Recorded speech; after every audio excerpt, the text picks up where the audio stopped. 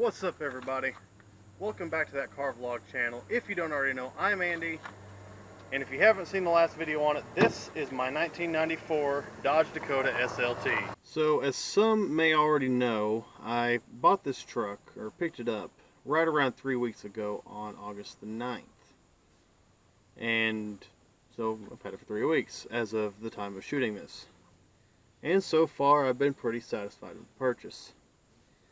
Now in the last video I kind of took everybody around, did a sort of review of the truck, kind of talked about the Dakota in general, what it was like to drive, and pretty much a review of the truck, and some things specific to this one.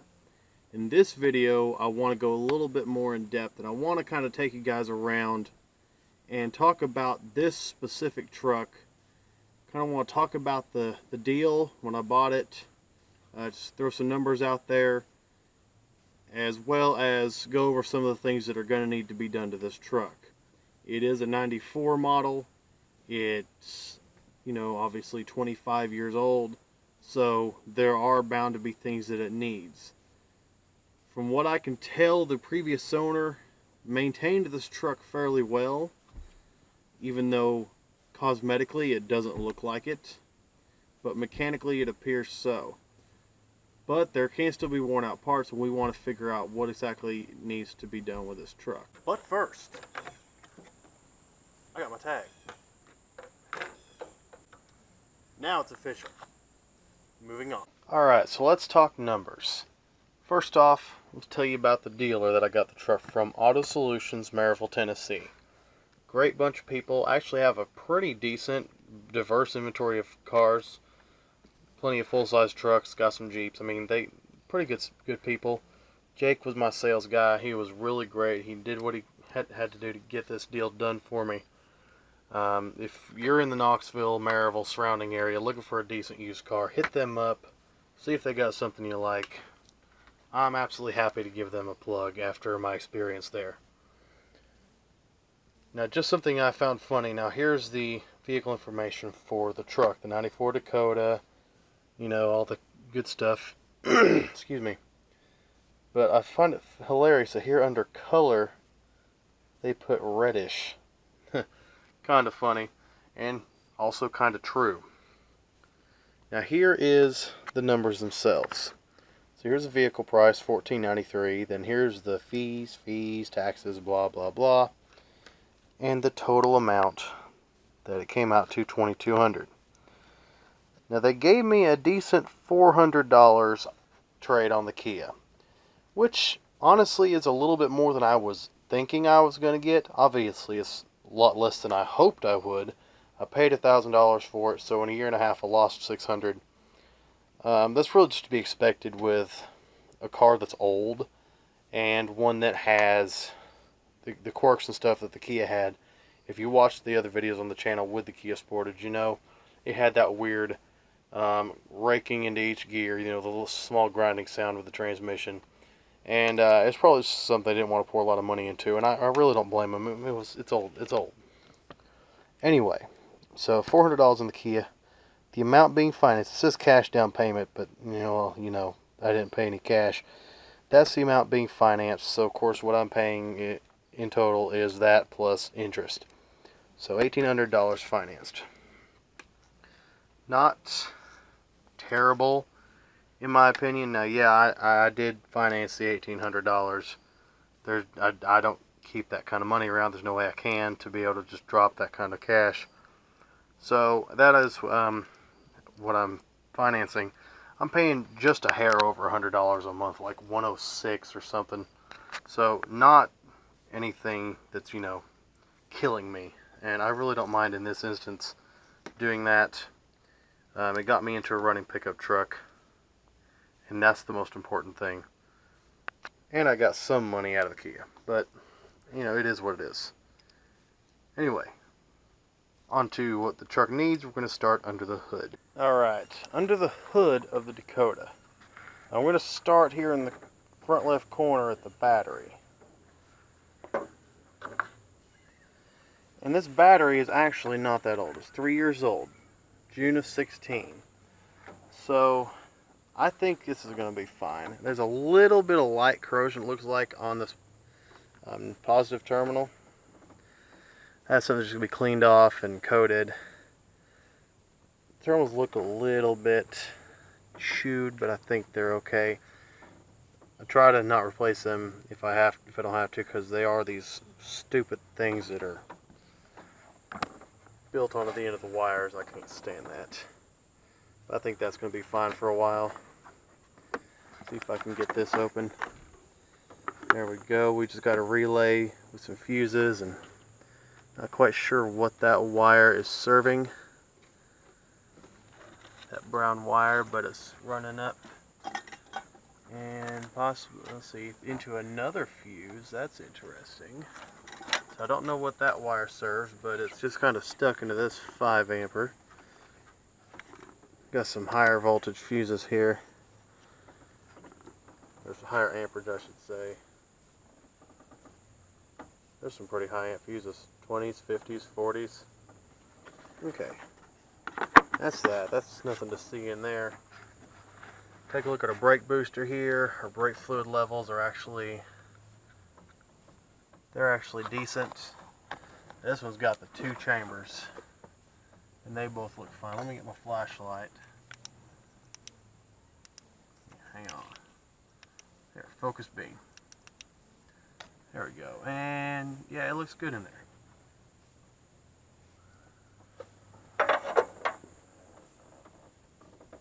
There it is. Now make sure to put the cap back on there real quick, since brake fluid likes water. It'll suck it right out of the atmosphere. Okay, that's good. And the brakes don't feel bad inside either.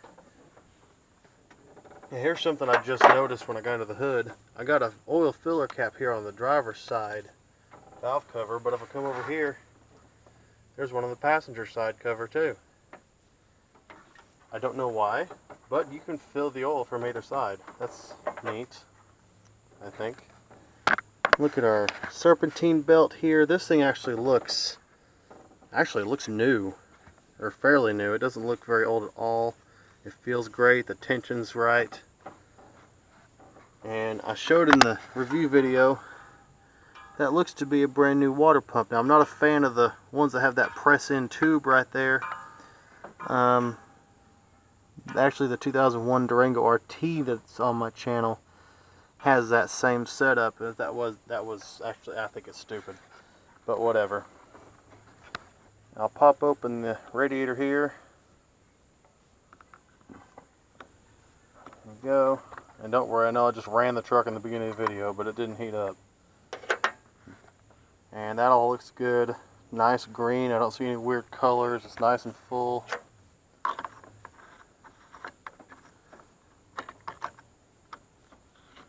Go.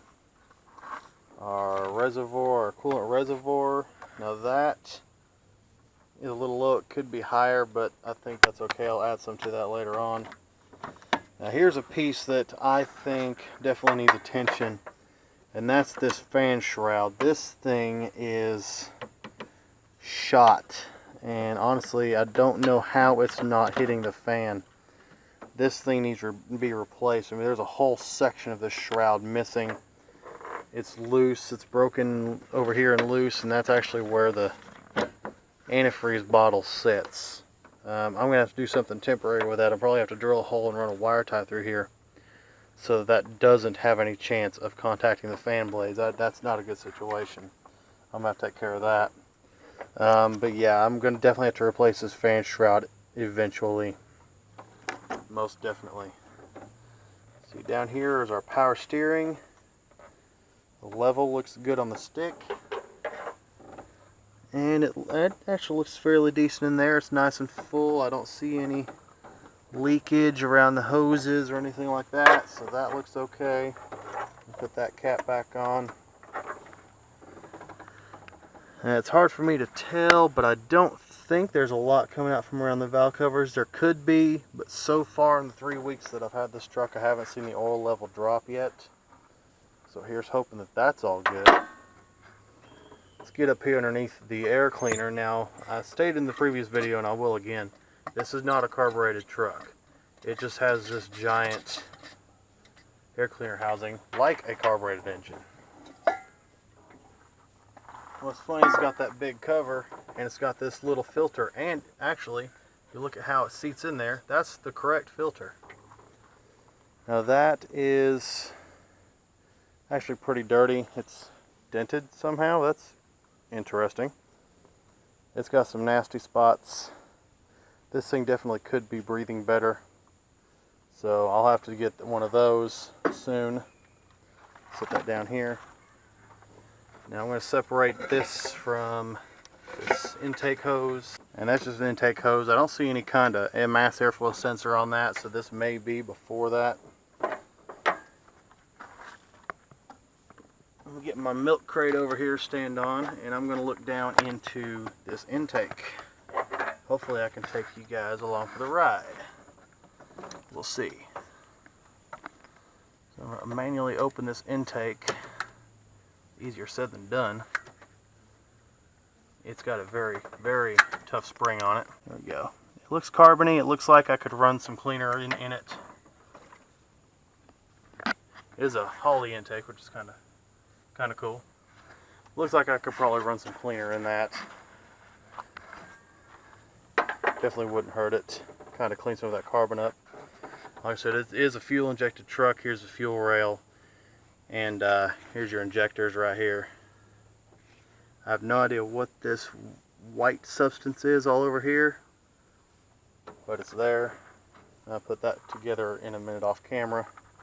We'll move this aside. I actually want to go ahead and check the spark plugs. Now, I am thinking about doing a full tune-up on this thing. I don't know if I'm going to worry about the distributor on it. And yes, it actually does have a distributor back here. Some of the early fuel injected vehicles did still have ignition distributors. So I'm just going to pull a plug at random. And I kind of got an extension because it's got these heat sleeves. I'm assuming that's what those are, is for heat protection. And we're just going to pull a spark plug at random, sort of random. This is the number 1 plug. Okay, so I took the plug out and I'm just kind of leaving it in the wrench. I'll definitely be changing these. We see there's some white. This electrode has turned white. There's a little bit of rust around the threads, but mainly there's a lot of rust right here on that body. So these will definitely get changed. They're a little bit black in there, but they've probably been in there a while. These will definitely get changed, and I'll go ahead and put new plug wires on as well. The plug wires don't look to be in any kind of bad shape. A visual inspection wouldn't tell me they're bad, and it doesn't seem to be misfiring or anything like that. This is more of a maintenance item, really. We'll definitely be doing that here eventually. And of course, anything I do to this truck, if I'm able to, I will document. Alright, that's about all I got for you under the hood, so let's put that down. Alright, it's a different day and different shirt, because when I film, it takes forever. Anyway, now we're going to look at the interior, see what we need to do in here. And really not a whole heck of a lot, I don't think. Now, this trim piece around this door release is broken off. I could easily just glue that back on. It would look fine. That's in the glove box. Now down here, we've got our door jamb switch for when you open the door, the light comes on back here. But as you can see, the driver door is open and no dome light. So that switch is not good. That also operates the little ring around the ignition. Whenever you open it up, it lights up day or night. So if I open the passenger door, there, that ring lit up. And so did the dome light. There. So the switch is good over there, but not here. So I'm going to want to replace that switch. The radio, I'm eventually going to replace with something else. Just because this thing is wonky. It likes to kind of go freaky. If you watched the last video where I did the review of it, I showed where it was just flashing all kinds of stuff, and it wasn't even putting out good sound. So that and the speakers are all going to get replaced eventually. Here's the headliner. I don't know if you can see it well.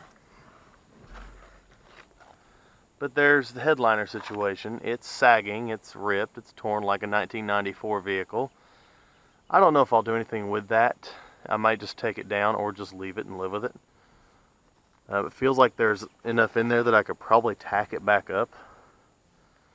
So we'll just see if that's something that happens or not. Otherwise, not really a lot to do in here. Now I do need to get in here and go from the inside and take off this bad window tint job. This is just, I mean, look at this. I don't think you can hear it. It's bad. And bubbled up, it just looks like crap. So eventually that's going to come off. Now the funny thing about this is, I'm guessing that someone kept a license plate or a novelty plate or something in the window for a while. And you can see right here, the tint is still nice and flat. It's still darker. And it's the exact shape of the license plate with the screw holes. Kind of funny. I actually just noticed that the other day. But if we look around, there's really not a lot to do to the interior. Maybe vacuum it, a little stain removal, but I don't even know if I'm going to do that. It's just a 94 pickup truck. Anyway, let's look at the outside. Now, the exterior of the truck also needs a little love, and I think the most obvious thing is the paint. Now, this body is actually in really, really good shape overall. This body is mostly straight. The only bad part, other than the tailgate, and we'll get to that in a second, is right here on the hood, right below this spot right here. It does have a little dent, but that could easily be pushed out. And then I can consider painting this truck. Like I said, the body's nice and straight. Any rust that you see is just surface rust. It can be sanded right away, but this body is still nice. And I think this thing will look good with a fresh paint job. The only missing trim I can see is right here. There's one on the other side. This is a Dakota 4x4, and that would have said that too. That trim has disappeared. I may or may not worry about that. The taillights, I like them. If I can find some aftermarket Alteza taillights for something, that'd be cool. Otherwise, I might just do a smoke job on them. I think that'd look good. Same thing with the third brake light and the tailgate. Speaking of the tailgate, this is the absolute worst part of the body. And I think it's very obvious what I mean. This tailgate is latched. It is actually properly latched. But this thing has just been through it.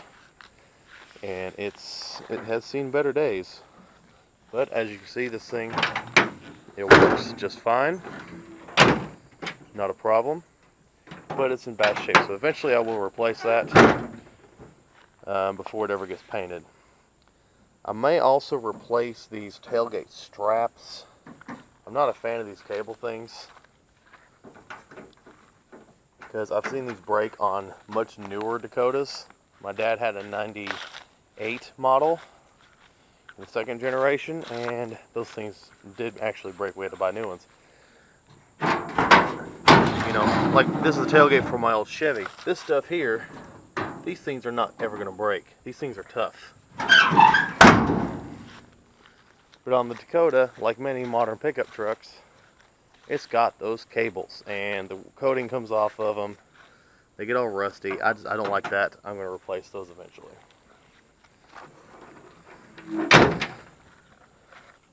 The tie downs, I'm not sure if I can keep them. They're kind of bad looking, but they're really handy. The bed rails, I like these. I actually do like these. Let me clean these up and paint them. You know, paint them the same colors, but make them look better. The bed liner, I'm still deciding on. I can see, let's go pull the tailgate down again. I see right here, I mean, there's all kinds of crap up underneath the bed liner. And I may eventually ditch that. I'd love to have a spray in, but that stuff's expensive. So we'll just see one day. This side of the truck is actually in better shape cosmetically. The paint's a little bit better on this side. I'm not sure how in the world that happened. And it's still got the trim, although it is starting to pull away. Mirror cap's a little off. The rubber's a little cracked. I'm gonna put some Restorer on that maybe. Now we do want to locate a V8 Magnum badge to put on this side. I don't know whatever happened to this one,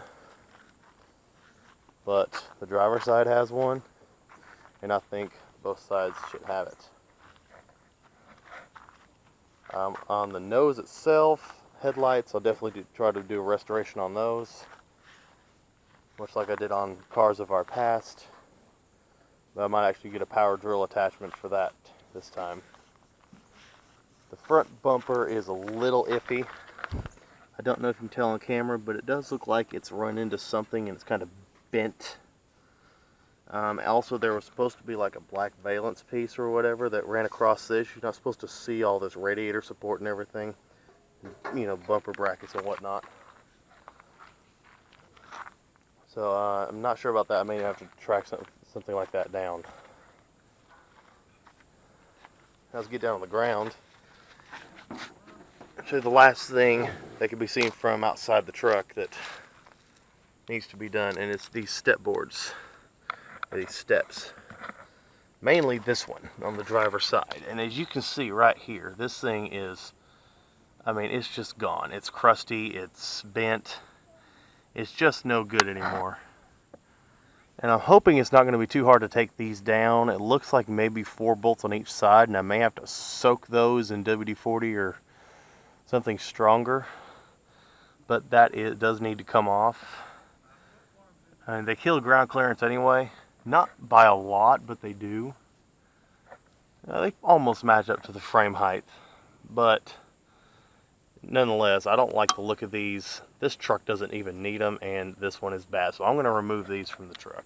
Now let's get this thing up on my ramps, and let's take a look underneath. And yes, one of them is being blocked by a cinder block because the rubber foot is missing.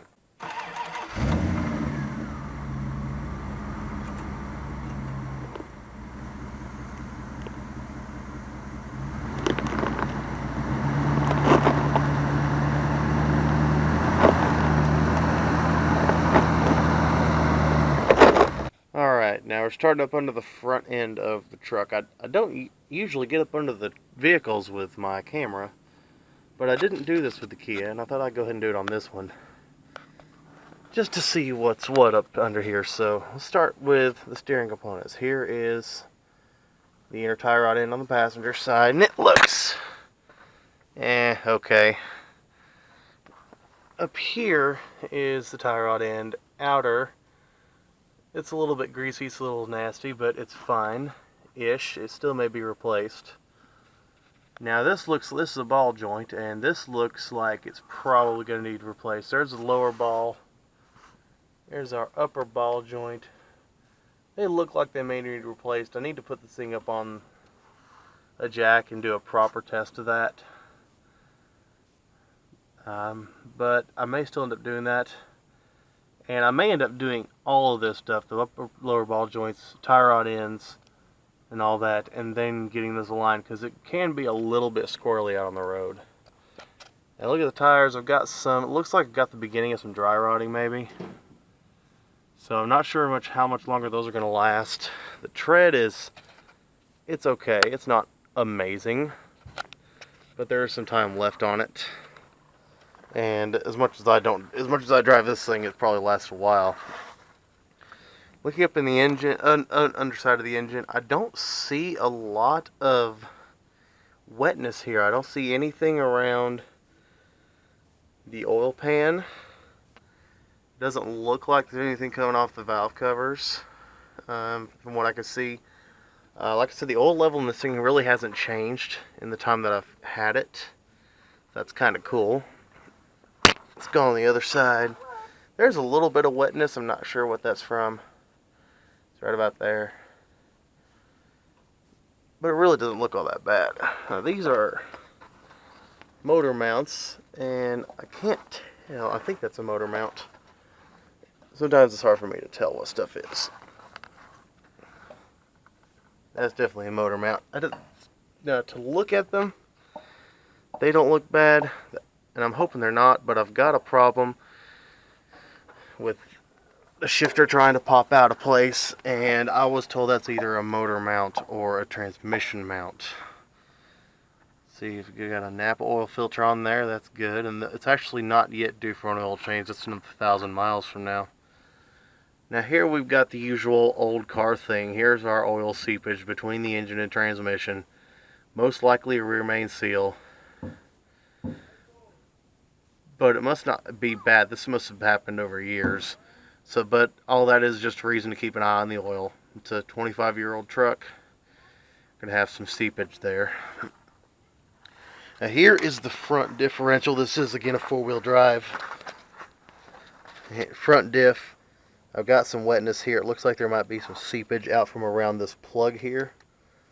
So that may be something I want to check. Pull the plug, check the level. Maybe put a new rubber plug in there. It doesn't appear there's any leaking around the perimeter, so the surrounding seal is still good. That's good to know. Alright, here's the transmission pan, and once again seeing a little bit of wetness around here. Not a lot. I can't be sure if that's a leak, although the fluid on that bolt does look a little bit on the reddish side, so it might have a very slow one. Again, something to keep an eye on. But I haven't seen that fluid level change, and honestly it's a little bit high from what I can tell, so it might be a good idea to actually let some of that run out anyway. There's our mechanical gear shift linkage, just like the Chevy has. It has mechanical linkage instead of a cable. Kind of cool. Right here is our linkage from the 4-wheel drive lever to the transfer case. Now there is a good bit of wetness here on the side of the transfer case, actually where that linkage goes into, and there's an even fainter amount of wetness right where it mates up to the transmission.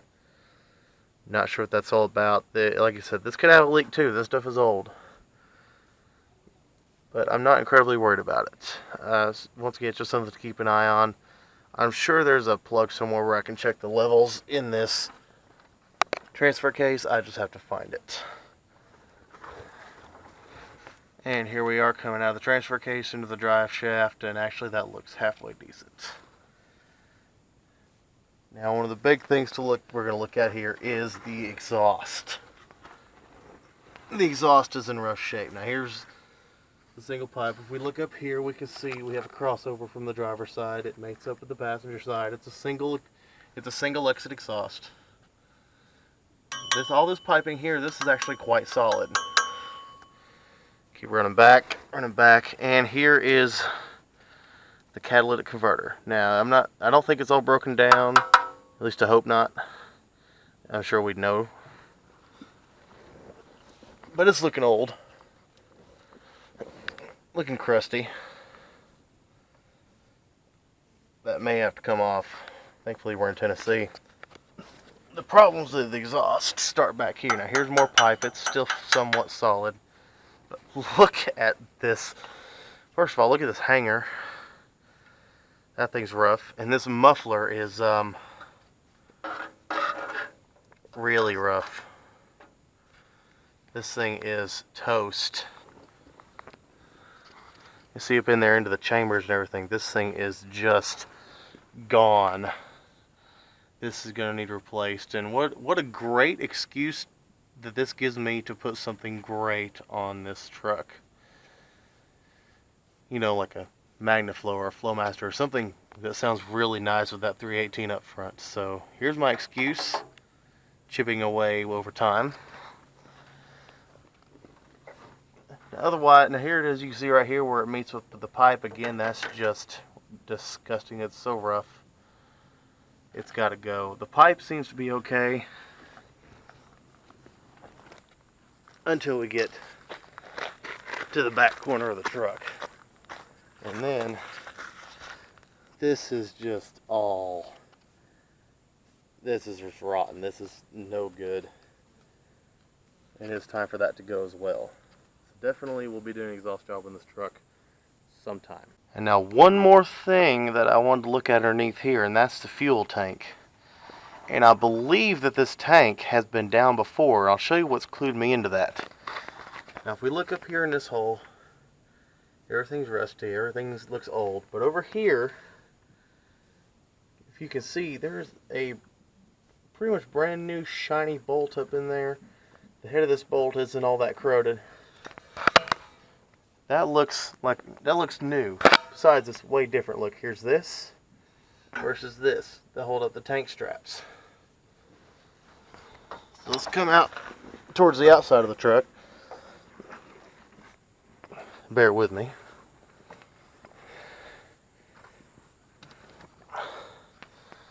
And there's another thing that clues me in. That's a fairly new clamp right there. And of course now we have an old one back there. And now these are the wiring. This is the wiring to that trailer plug. It's mounted in the bed, so that's kind of in the way, but that's all that is. And there's another pretty new clamp, and then another pretty old one. This tells me something that I hope to God is true, and then that is that the previous owner has already had the fuel pump changed on this truck. And that would be amazing. Now I'm actually gonna take this thing down off the ramp, get it jacked up, and we're gonna take a look at the brakes.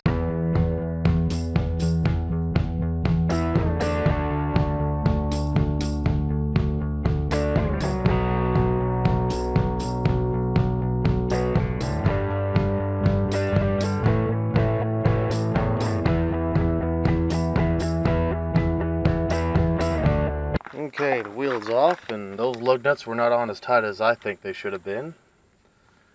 Not enough effort to get them off, but oh well. Since we're here, also look at the shocks. I'm sure this thing could use new shocks. Bushings look a little bit cracked, but not bad. So I'm not sure if these are really that old, although they kind of look like it. They may just be nasty, but those might get replaced. Those look like a simple enough job. See if we can see the brakes through here.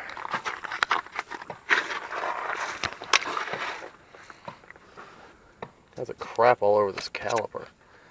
But let's look here, and it looks like I've got some pad life left. You'll have to excuse the terrible camera work because I'm trying to move around. Brake pads look like they have some life left in them. Changing them is not an immediate need, but it's something I can keep an eye on. These four-wheel drive axles are something else to check as well. So here, these boots are off. I don't know if I'm sure that's not a good thing, but pulling this right back and seeing inside of the shaft, and I don't like that. So I may end up having to replace those. I'm going to try to not, but I might have to. We'll see about that in the future. As far as the rotors are concerned, these don't look that bad. They're actually quite smooth. There's no ridges, no gouges. Looks like good wear. So I'm not terribly concerned about that.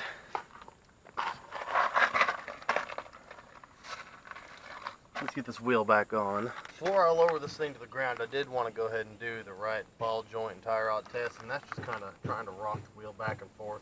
So if I go at 12 and 6 and try to rock it, that should mean bad ball joints. But if I'm not getting really any movement out of that at all, and then 9 and 3 should be tie rod ends, and I'm not getting really hardly anything whatsoever. If I'm getting anything, it's a millimeter.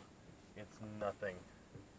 So that stuff may be good for a while, but something to maybe consider replacing in the future. I am seeing some tearing on the bushings here and there, but so far they seem to be okay with this test.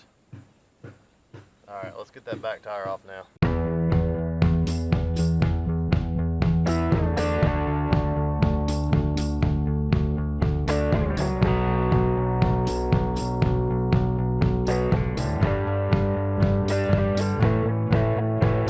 I got that rear tire off, and I already found a spot on the tire that's a bit concerning. It's not losing any air, but there's something there. So something to keep an eye on once again. I didn't notice that before. But now we're back here, and this is quite a wide brake drum.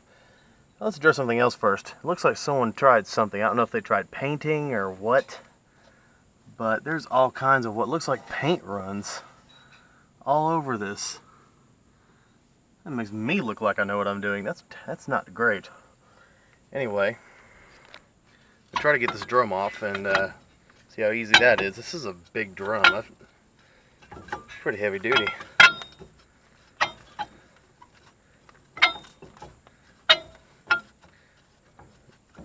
Be right back. Alright, we got that wide brake drum off, and look what fell out into the drum.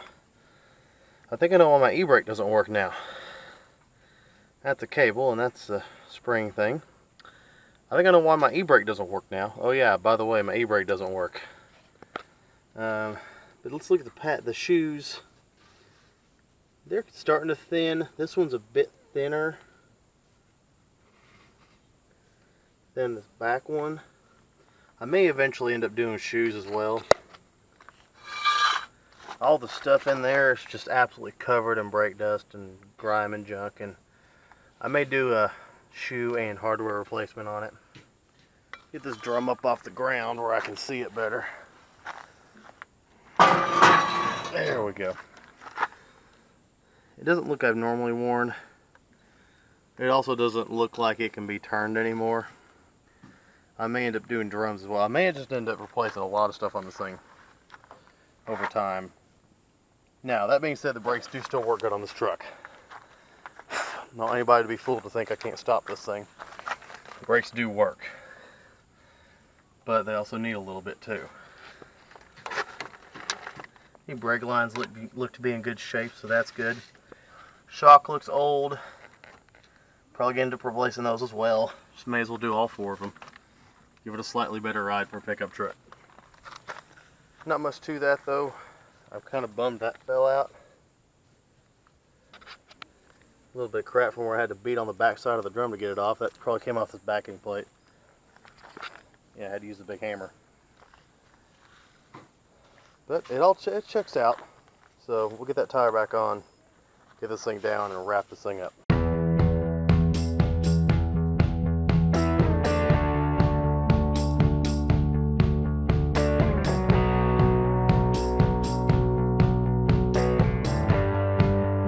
So there you have it. There's everything, at least that I was able to find out, that this truck needs. And there's also your little glimpse of transparency into kind of how the deal went down, how much money's been spent on it and whatnot. So obviously it's quite a long list, 25-year-old trucks, so it's kind of to be expected. Now I'm not one of those guys on YouTube that can go drop a few grand and fix all this stuff in a couple of videos within the next month. This is going to be a long time thing, much like my old Chevy over there. It's a long time thing. But these are all things that some things that I need to do, some things that I want to do to get this truck the way I want it. The bones are all here. It's a great truck. It just needs a little bit of work. Like a full tune-up, I want to do that because it has had some issues with running rough here and there, but not all the time. So just things that need to be done, some things that I want to do. Anyways, I hope you enjoyed the video. I hope you found it somewhat informative. Maybe a little bit entertaining. I don't really know about that one, but hey, if you did, cool. Anyways, if you liked it, you know what to do. Hit the subscribe button, ring that notification bell. You'll know when my next videos go up. Make sure to follow me on Facebook and Instagram at that car vlog channel. Like this video, share it with others, and make sure you stay tuned for the next time I put a video up. I'm going for a video a week. So far that's starting to go okay, but you know, I work a lot, and so I may not be able to do that, but I'm going for a video a week.